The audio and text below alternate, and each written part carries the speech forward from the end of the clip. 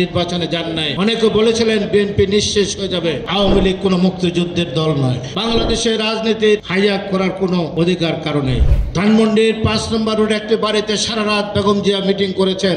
আমি সেখানে ছিলাম। আমাকে বললো টেলিফোনটা ধরবা, কেউ ফোন করলে আমাকে জানাবা। জামাতের নেতারা বারবার ফোন করছেন, আমাদের দু একজন নেতাকে খুঁজছেন। আমরা তো নির্বাচনে যাচ্ছি, হাসিনার সাথে কথা হয়ে গেছে, আপনারা যাবেন না? ম্যাডাম বলল কাউকে ফোন দেবেন না। ফজরের নামাজ শেষ হলো, আজান শেষ হলো, বেগম জিয়া সাংবাদিক সম্মেলন করলেন।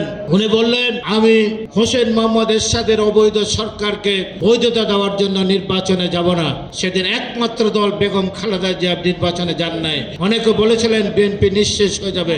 সেদিন জামাত, আওয়ামী লীগ সহ অন্যান্য সকল রাজনৈতিক দল বৈধতা দেওয়ার জন্য শেখ হোসেন মোহাম্মদ এরশাদের নির্বাচনে অংশগ্রহণ করেছিলেন।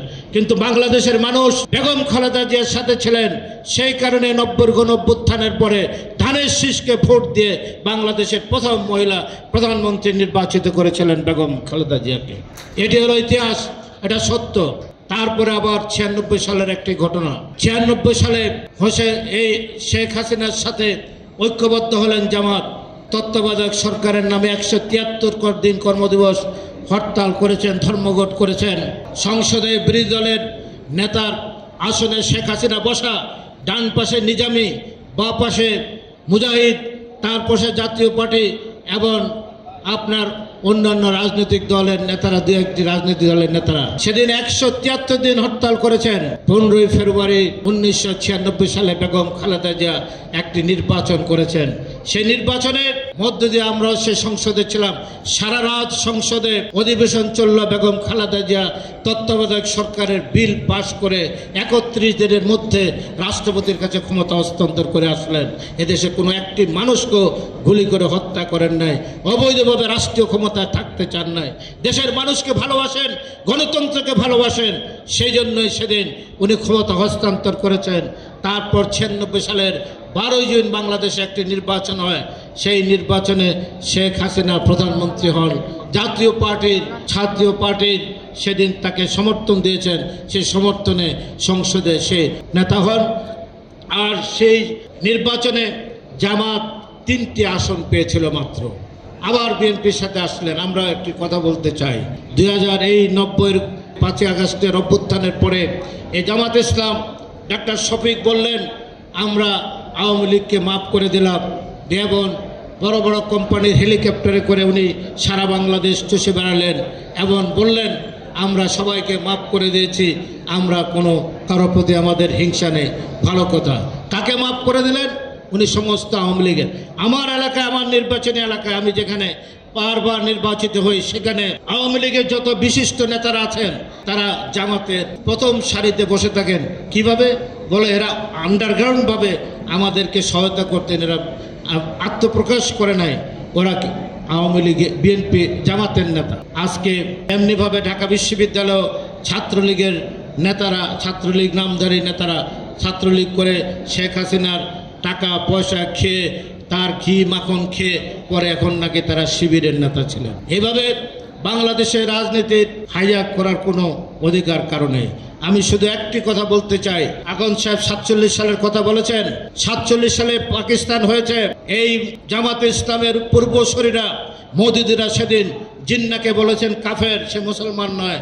হোসেন শহীদ সোহরাওয়ার্দী বলেছেন মদ্যপ আকিদা নাই তার মধ্যে, তাকে নেতা মানেন নাই। তারা পাকিস্তানের সপক্ষে ভোট দেন নাই। 6টি আসন ছিল এই জামাত ইসলামের পূর্বসূরীদের, তারা অবিভক্ত ভারতের সপক্ষে ভোট দিয়েছেন। তারা মহাত্মা গান্ধীকে ভোট দিয়েছেন, পণ্ডিত জওহরলাল নেহরুর পক্ষে ভোট দিয়েছেন।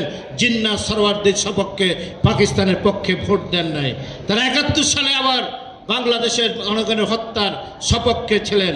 আল বদর আল শামস করে এদেশের নিরীহ মানুষকে হত্যা করেছেন। আজকে আবার তারা পিয়ারের কথা বলছেন। এক এক সময় এক এক। 96 সালে যদি সেদিন জামাত ইসলাম যদি শেখ হাসিনার সাথে না যেত, আওয়ামী লীগ আজ পর্যন্ত বাংলাদেশের ক্ষমতা আসতে পারত না। সব সময় তার দুর্দিনে আওয়ামী লীগকে সহায়তা করেছেন।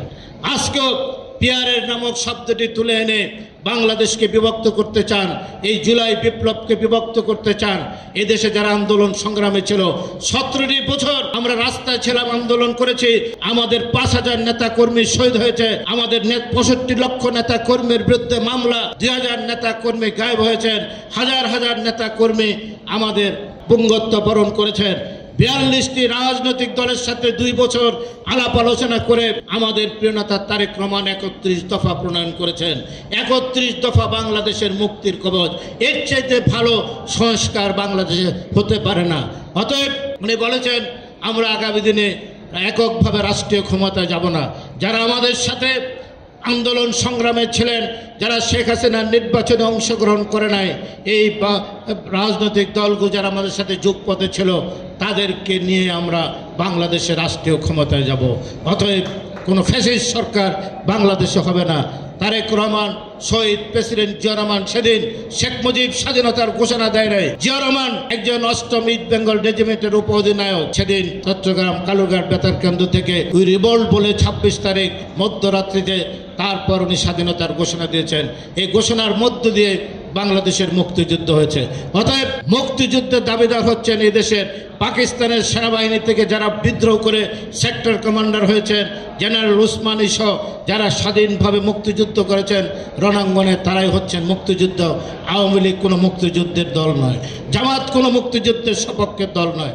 যারা আজকে পিয়ারের কথা বলে আওয়ামী লীগকে, ফ্যাসিস্টদেরকে আবার বাংলাদেশে রাজনীতি করার সুযোগ করে দিতে চান, এই পিয়ার শব্দটি কি এদেশের মানুষ চিনে না। এটা গায়ে দেয় না, খায় না, মাখে, এটাও জানে না বাংলাদেশের মানুষ। আপনি ভোট দেবেন আমির খুসরো মাহমুদ চৌধুরীকে, আর সিলেট গিয়ে জনাব ডাক্তার শফিকুর রহমান নির্বাচিত হবেন, এই পিয়ার এদেশের মানুষ চেনে না।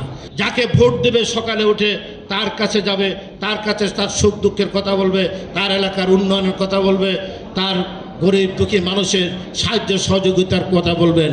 পিয়ার এখানে অনেকে বলেন তুরস্কে পিয়ার আছে, আগে তুরস্ক হয়ে নেন। তুরস্কের শতভাগ মানুষ শিক্ষিত, একটা উন্নত বিশ্বের দেশ, সেখানে মানুষ জানে কাকে কিভাবে ভোট দিতে হয়। এই দক্ষিণ পূর্ব এশিয়ার একটি দেশও পিয়ার বলে কোনো শব্দ নেই। অতএব আপনারা যারা ভারত প্রীতি করেন, ভারত এত বড় গণতান্ত্রিক দেশ, তারাও তো পিয়ার বুঝে না। অতএব এই পিয়ার শব্দ নিয়ে বাংলাদেশে খোলা পানিতে মাছ শিকার করবে না। বাংলাদেশের আজকে অন্তর্বর্তীকালীন সরকারকে বলতে চাই, আপনারা এমন উপদেষ্টা বানিয়েছেন। শেখ হাসিনা বলেছিলেন আমার একজন কর্মচারী, আমার একজন বাড়ির চাকর, সেও 400 কোটি টাকার মালিক। আর এই 8-9 মাসে আপনার অন্তর্বর্তীকালীন সরকারের কোনো উপদেষ্টার বিয়েরাও 1000 কোটি টাকার মালিক হয়ে গেছে। লুণ্ঠন হচ্ছে। এই ক্ষমতা দীর্ঘস্থায়ী করে বাংলাদেশকে লুণ্ঠন করার যে প্রচেষ্টা চলছে, পিয়ারের নামে গন্ডগোল করে বাংলাদেশকে অরাজকতার সৃষ্টি করতে চান। তারা প্রকারান্তরে বাংলাদেশে জাতীয়তাবাদী শক্তির উত্থান চায় না। শহীদ প্রেসিডেন্ট জিয়া রহমানের উত্তরসূরি বেগম খালেদা জিয়া এবং তারেক রহমানকে বাংলাদেশের রাষ্ট্রীয় ক্ষমতা আসতে দিতে চায় না। আরেকটি দেশের ষড়যন্ত্রে তাদেরকে চিহ্নিত করতে হবে। আমি সুস্পষ্টভাবে বলতে চাই, যারা 71-এ শহীদ প্রেসিডেন্ট জিয়া রহমানের স্বাধীনতার ঘোষণাকে মানে না, যারা 30 লক্ষ শহীদের রক্তের সাথে বেইমানি করে স্বীকার করে না, তারা এই দেশের রাজনীতি করার অধিকার নাই, তাদের ভোট চাওয়ার অধিকার নাই। সবাইকে ধন্যবাদ। খোদা হাফেজ।